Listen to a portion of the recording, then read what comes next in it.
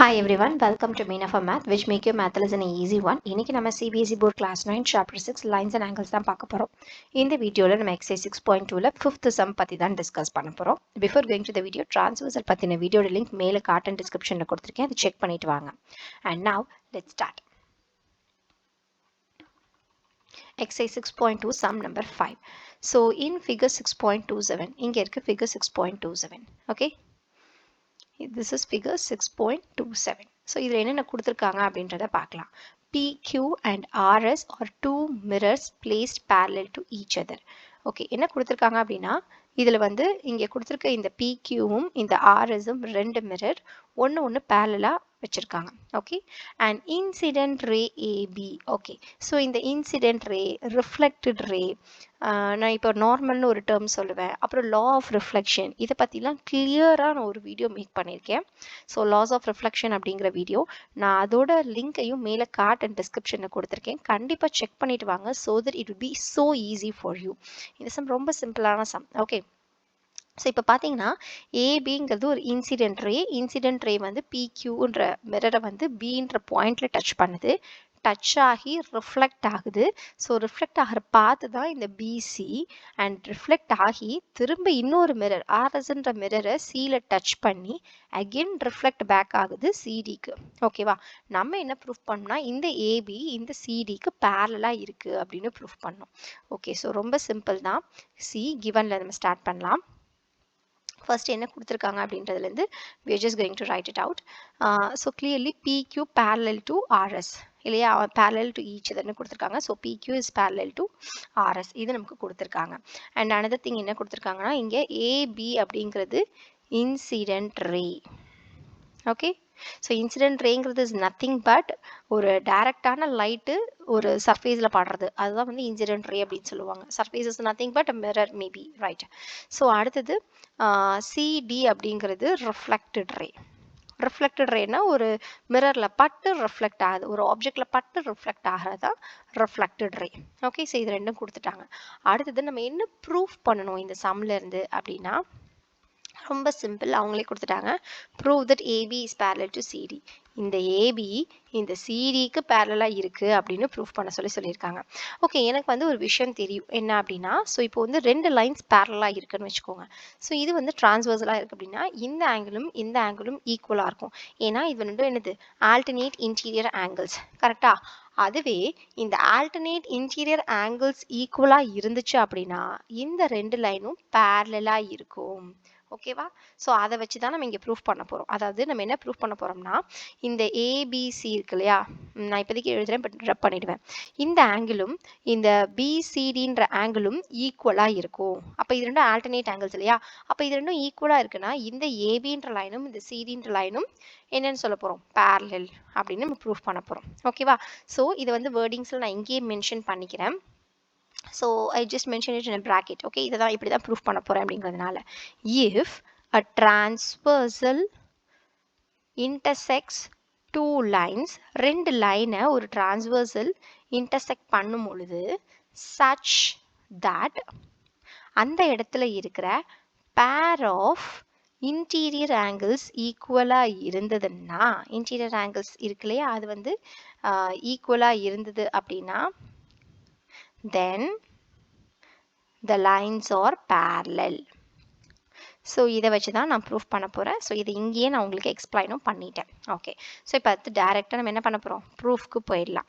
So ப்ரூஃப்க்கு போகிறதுக்கு முன்னாடி நான் அகெயின் சொல்கிறேன், இந்த லா ஆஃப் ரிஃப்ளெக்ஷனை பார்த்துட்டு வாங்க. So that you will get to know what I'm trying to say here. Okay, so நான் இங்கே வந்து இது வந்து இன்சிடென்ட் ரே, இது வந்து ரிஃப்ளெக்டட் ரே, விச் மீன்ஸ் இந்த இடத்துல பர்பெண்டிகுலராக இருக்கிற இந்த லைன் தான் வந்து normal. I just mark this is M.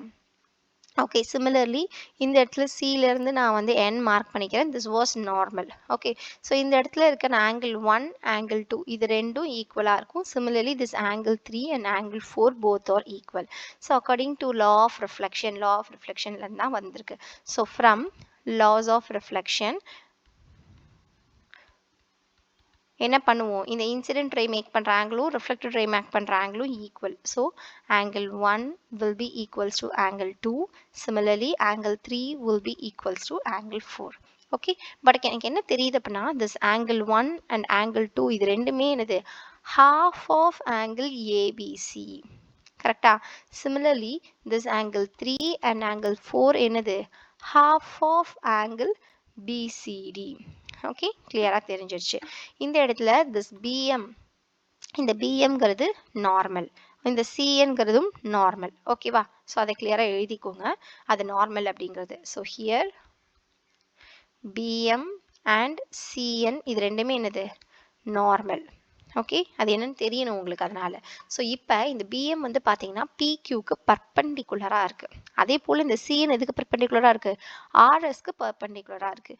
எனக்கு ஆல்ரெடி இந்த பிக்யூவும் ஆர்எஸும் பேரலல்னு தெரியும். அப்போ இதுக்கு பர்பண்டிகுலராக இருக்கிற பிஎம்மும் சிஎனும் என்னவா இருக்கும்?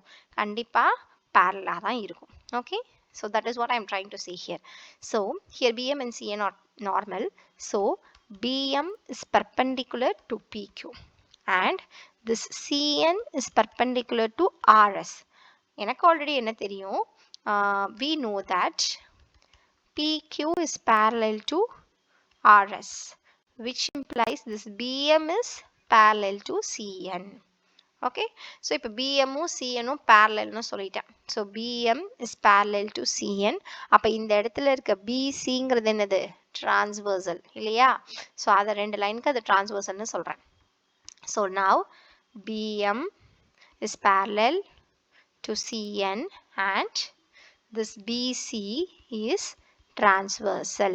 Okay, BMும் CNும் parallel ஆயிருக்கு, BCங்கிறது transversal. அப்பனா என்ன அர்த்தம்? இந்த alternate angles are equal. So angle 2 will be equals to angle 3. நான் direct angle 2 angle 3 னே mention பண்ணிக்கிறேன், so that it will be easy for me. So angle 2 will be equals to angle 3. எதனால? Alternate angles. alternate interior angles, alternate angles போடலாம், but நீங்கள் interior போட்டுக்கோங்க. So இப்போ angle 2 equals to angle 3னா இந்த இடத்துல எனக்கு என்ன தெரியும்? angle 2 வந்துட்டு half of angle ABC, angle 3 வந்து half of BCD. அதை அப்படியே சப்ஸ்டியூட் பண்ணுறேன். ஸோ இங்கே half of angle ABC will be equals to half of angle BCD. So half and half get cancelled. So angle ABC will be equals to angle BCD. அதையும் பார்த்துடலாமா? So என்ன சொல்லிட்டோம்? Angle A இங்கே இருக்குது, angle A B C will be equals to angle B C D அப்படின்னு proof பண்ணிட்டோம். Okay, so alternate interior angles, இந்த ஆங்கிளும் ஏபிசியோட இந்த ஆங்கிளும் பிசியோட இந்த ஆங்கிளும் ஈக்குவலாக இருக்குன்னு சொல்லிட்டேன். அப்போ என்ன அர்த்தம்? இந்த ஃபார்ம் பண்ணுற ஏபி அண்ட் சிடிங்கிறது இங்கே டிரான்ஸ்வர்சல் இன்டர்செக்ட் டூ லைன்ஸ், பிசிங்கிற டிரான்ஸ்வர்சல் ஏபின்ற லைனையும் சிடின்ற லைனையும் இன்டர்செக்ட் பண்ணுது. Pair of interior angles this ABC and BCD ஈக்குவலாக இருக்குது. அப்போ கண்டிப்பாக we can conclude that this AB is parallel to CD. Okay, so இப்படி தான் நம்ம இந்த இடத்துல ப்ரூஃப் பண்ணியிருக்கோம். Hence, AB is parallel to CD. So, நான் இந்த இடத்துல interior angles, I mean, இந்த line இருக்கு இல்லையா, transversal intersects two linesங்கிறத இங்கே எழுதியிருக்கேன் இல்லையா, இந்த லைனை you can write here so that it will be easy for you to understand. நான் உங்களுக்கு இனிஷியலாக சொல்லணுன்றதுனால நாங்கள் எழுதியிருந்தேன், நீங்கள் இது இங்கே எழுதிட்டு hence AB is parallel to CD அப்படின்னு you can conclude it. Okay, so hope you understand the sum we discussed today. If you still have any doubts, comment here, we will clarify. இதே lines and angles இருக்க exercise 6.2 fourth sum பற்றி தெரிஞ்சுக்கோங்க, லெஃப்ட்ல இருக்க video check பண்ணி பாருங்க. And chapter 7 triangles பற்றி தெரிஞ்சுக்கோங்க, ரைட்ல இருக்க வீடியோ செக் பண்ணி பாருங்க. இந்த வீடியோ உங்களுக்கு ஹெல்ப்ஃபுல்லாக இருந்தால் do like the video and subscribe to Meena for Math. Also don't forget to hit the bell icon for future updates. And maths கஷ்டமான சப்ஜெக்டாக ஃபீல் பண்ணுறவங்க ஃப்ரெண்ட்ஸ்க்கு மறக்காம இந்த சேனலை ரெஃபர் பண்ணுங்க. Thanks for watching. Thank you.